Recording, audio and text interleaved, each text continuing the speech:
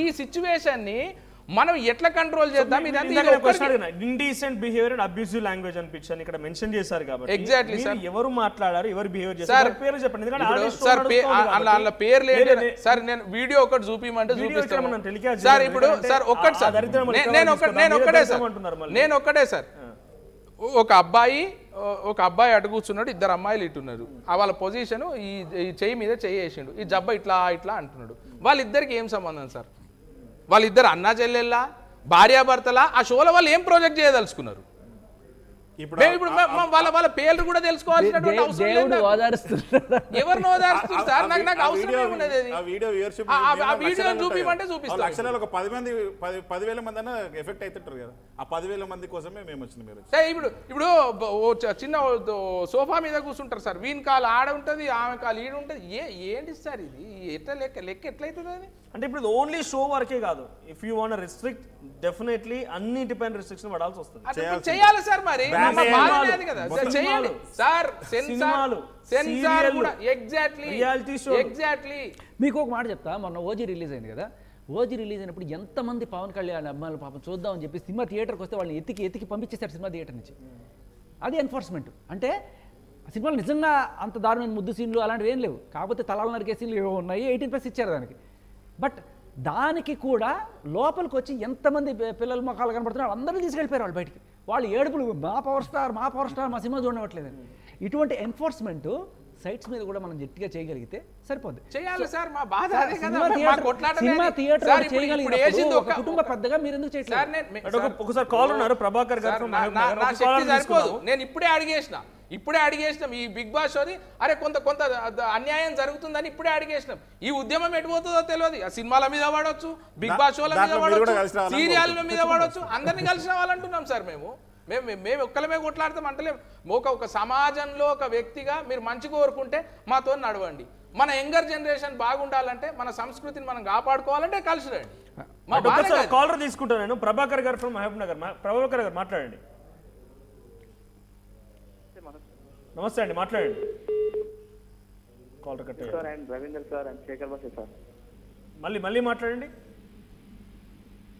Sir అది అంత abusing అలాంటిది ఏం లేదు సార్ అంత బిగ్ బాస్ లో ఏముంది సార్ నార్మల్ గానే ఉంది ఇప్పుడు ఉన్న ఏ జనరేషన్ పిల్లలందరూ కేవలం బిగ్ బాస్ వల్లనే చెడిపోతున్నారు అన్నట్టు మాట్లాడుతున్నారు శ్రీను అండ్ రవీందర్ రెడ్డి సార్ గారు సో అంత ఏం లేదు కదా సార్ అబ్యూజింగ్ ప్రస్తుతం లేదు కానీ అబ్యూజ్ చేసిన వాళ్ళు లోపలికి వచ్చారు అది మెయిన్ పాయింట్ సార్ ఇప్పుడు వాళ్ళ వల్ల ఎఫెక్ట్ అవుతారు కదా ఇప్పుడు దొంగతనం చేసి లేకపోతే బయటకు వచ్చిన దొంగతనం చేస్తే నేను కూడా కంటెస్టెడ్ గా పోవచ్చని అడుగుతాను సార్ ఒకటే స్ట్రేట్ క్వశ్చన్ ప్రభాకర్ గారు అడగండి సార్ అడగండి ఇప్పుడు ఉన్నటువంటి బిగ్ బాస్ ప్యాటర్న్ లోకి మీ కుటుంబ సభ్యులను ఎవరినన్నా పంపించగలుగుతారా మీరు సార్ అందులో ఏముంది సార్ మీరు పంపించగలుగుతారా లేదా ఒకటే క్వశ్చన్ స్ట్రేట్ క్వశ్చన్ వాళ్ళకి ఛాన్స్ ఉండదు వాళ్ళు ఎందుకంటే నార్మల్ పీపుల్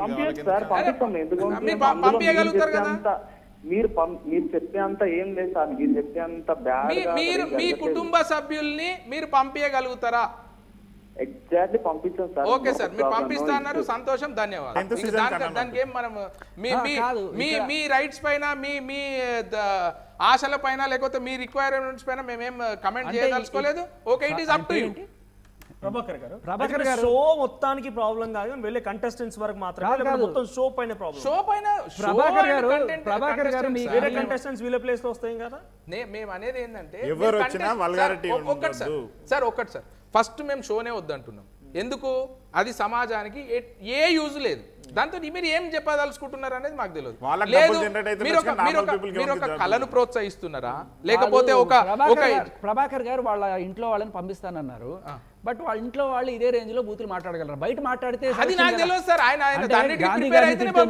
లేకపోతే అమ్మల్ని అక్కల్ని తిడితేనో వాళ్ళు కదా సెలెక్ట్ అయ్యారు అని చెప్పి ఇక్కడ పాయింట్ ఏంటంటే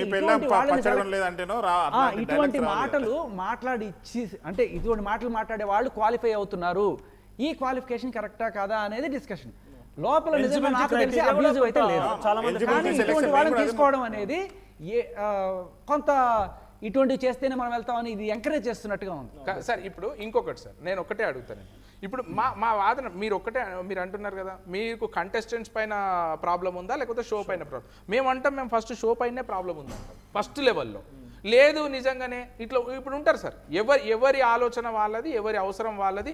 కొందరు అంటారు మేము చూస్తామంటారు, కొందరు అంటారు. వాళ్ళని అందరినీ మనం ఆపలేము. అందుకే మేము ఏమంటాము, అట్లీస్ట్ కంటెస్టెంట్స్ పైన వచ్చే ప్రొడక్షన్ అవుట్పుట్ పైన మీరు రిస్ట్రిక్షన్స్ తీసుకురండి. ఒకవేళ నిజంగా అది కావాలనంటే మీరు రిస్ట్రిక్షన్స్ చేయండి. దాంట్లో కూడా ఇంకా మనం ఇంకా ఏ రకంగా సమాజాన్ని కొంచెం కాపాడగలుగుతామో, అట్లీస్ట్ ఒక 10% కాపాడగలుగుతాం. Fine, well and fine. ఇంకా ముందు కాపాడుకుందాం. కొన్ని సినిమాల్లో ఉంటాయి సార్, హీరో అన్ని చెడ్డ పనులు చేస్తుంటాడు, ఫస్ట్ వాడు మర్డర్లు చేస్తుంటాడు, అన్నీ చేస్తుంటాడు. సడన్ గా ఒక రోజున వాడికి బోధి చెట్టు కింద బుద్ధుడు జ్ఞానం అయినట్టు వాడికి అయిపోయి వాడు మంచిగా మారిపోతాడు, లాస్ట్కి క్లైమాక్స్లో మారిపోతాడు అనమాట. ఇట్లా అంతా చేస్తే నేను ఇట్లా అయిపోయాను కాబట్టి. ఈ కంటెస్టెంట్లు కూడా ఎవరైతే ఇట్లాంటి బూతులు తిట్టి అంతా లోపలికి వెళ్ళారో, వాళ్ళు వాళ్ళు ఆడేసుకుందాం అని చెప్పి అనుకున్నప్పుడు లోపలికి వెళ్ళిన తర్వాత వాళ్ళ మంచి బిహేవియర్ చూసి, అరే చెడ్డవాళ్ళు మంచివాళ్ళుగా మారారే, పోయేవాడు వాల్మీకి అయ్యాడే అన్నట్టుగా వీళ్ళు మంచిగా మారారు, మంచి పేరు తెచ్చుకున్నారు అని చూపించడం కోసం కూడా కొంతమంది తీసుకుంటాడు. ఎలా అంటే వీళ్ళ నిన్నాళ్ళు మీరు ఓహో అలేకే చిటిపికల్స్ అంటే పచ్చి బూతులు తిడుతుంది అమ్మల్ని, బట్ ఆవిడ నిజం బిహేవియర్ చూడండి, ఆవిడ ఎంత మంచిగా ఉందో, అంటే కళ్ళకు కనిపించేవన్నీ నిజాలు కాదు అని చెప్పి చూపించడానికి కూడా కొన్నిసార్లు ఇటువంటి వాళ్ళని తీసుకోవడం జరుగుతుంది. దాంట్లో సార్ ఇంకొకటి చెప్తా సార్, రైట్, కరెక్ట్. ఇది మీరు ఒక మంచి, నాకు ఏంటంటే సార్ దానిపైన ఇప్పటికీ నాకు పూర్తి అవగాహన లేదు. నిన్న 12th ఫెయిలో 10th ఫెయిలో సినిమా వచ్చింది, నాకు తెలిసి దాంట్లో రియల్ లైఫ్ స్టోరీ, అది బయోపిక్. ఒకరేమో వాళ్ళ వైఫ్ ఏమో ఐఏఎస్ ఆఫీసర్ అవుతారు, తర్వాత ఆయన ఏమో ఐపీఎస్ ఆఫీసర్ అవుతారు. మీకు కూడా తెలుసు sir? No idea sir. Arjun Reddy cinema ఎంతమంది చూసారు ఇక్కడ? లేదు సార్. అంటే మనకు తెలియవు అన్నీ కూడా, కొన్ని జనరల్ గా మంచిగా వచ్చేవి కూడా ఉన్నాయి. సో దానిపై ఇంపాక్ట్ సార్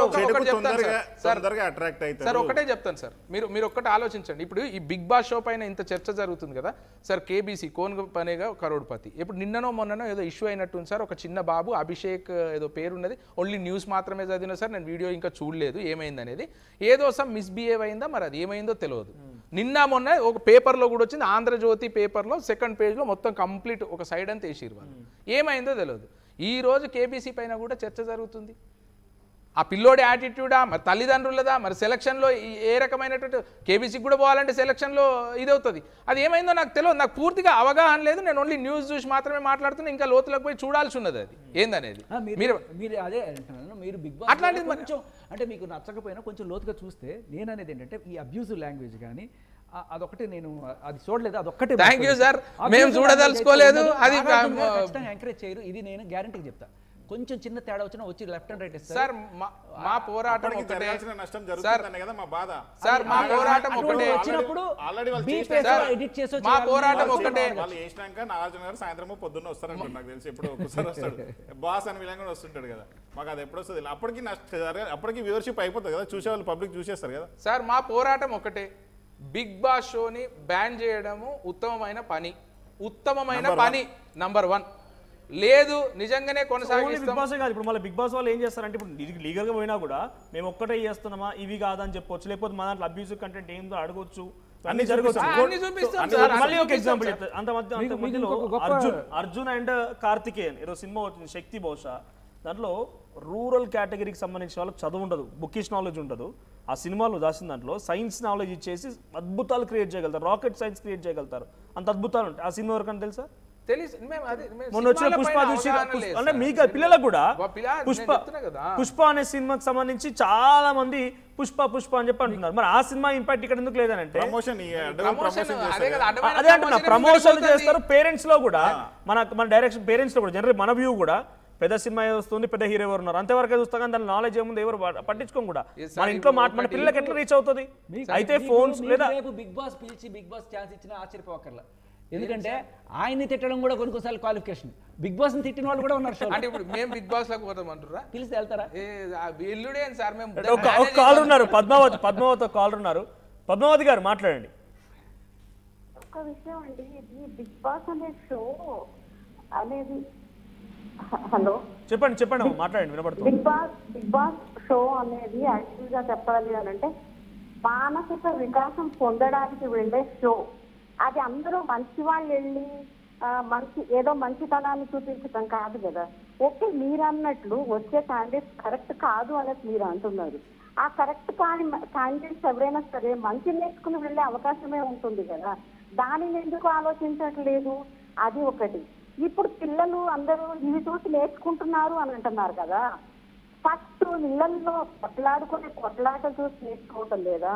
లేకపోతే మనం పెంచే పద్ధతిని బట్టి అసలు మామూలుగా అంటే అసలు ఎవరితో ఎలా ఉండాలి ఏంటి అనేది అది దాన్ని బట్టి నేర్చుకోవట్లేదా?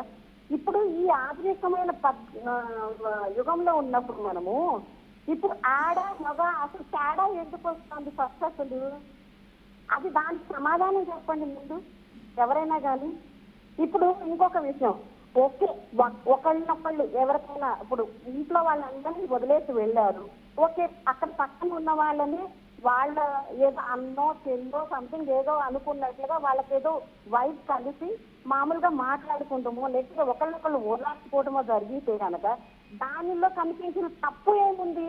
ఓకే ఇప్పుడు మీరేమన్నారు ఇందాక, ఎవరో చిన్న పిల్లవాడు ఒకళ్ళని చంపేశారు లేకపోతే ఇంకొకళ్ళని కొట్టేశారు ఇంకొకళ్ళని ఇచ్చేసేశారు అని అంటారు.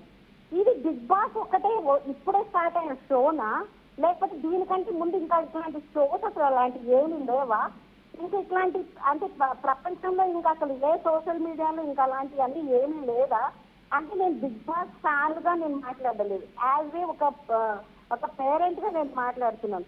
మనము పిల్లల్ని పెంచే పద్ధతిగా పెంచితే కనుక ఏది చూసినా కూడా వాళ్ళు కంట్రోల్ చేసుకోగలిగిన ఇది వాళ్ళని ఏది ఎక్కడ ఏది ఎడ్యుకేట్ చేసుకోవాలి అనేది అది ఏది నేర్చుకోవాలి అనే విధానంలో మనం పెంచితే కనుక ఇవన్నీ చూసి ఏదో ఎగ్జాగరేట్ అయిపోతుంది, ఏదో వాళ్ళు ఏదో మారిపోతారు చేస్తారు అనే దానికి మనం అసలు చెప్పాల్సిన ఆలోచించాల్సిన అవసరమే ఉండదు కదండి.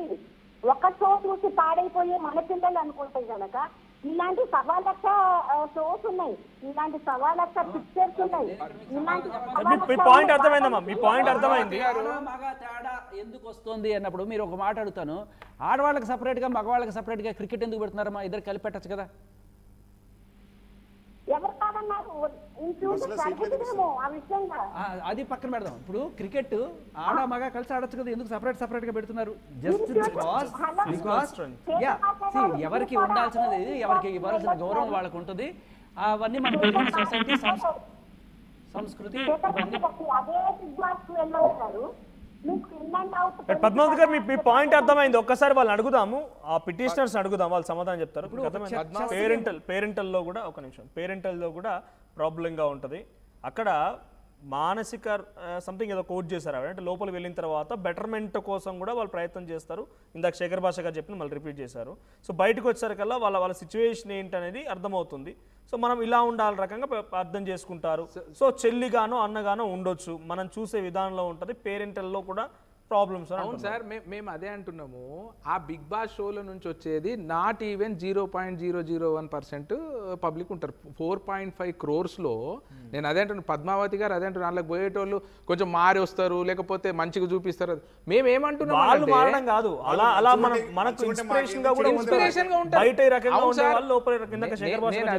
నేను అదే అంటున్నాను. ఇప్పుడు ఉన్నటువంటి జనరేషన్ లో నిజమే మంచి తీసుకునే వాళ్ళు ఉంటారు, చెడు తీసుకునే వాళ్ళు ఉంటారు. నేను కాదనట్లేదు, పద్మావతి గారి వాదనను నేను కాదంటలేదు. ఒకటి పేరెంటింగ్, 2 చిల్డ్రన్ థింకింగ్ ఇది and attitude, and third thing how they are receiving, ఎట్లా తీసుకుంటున్నారు.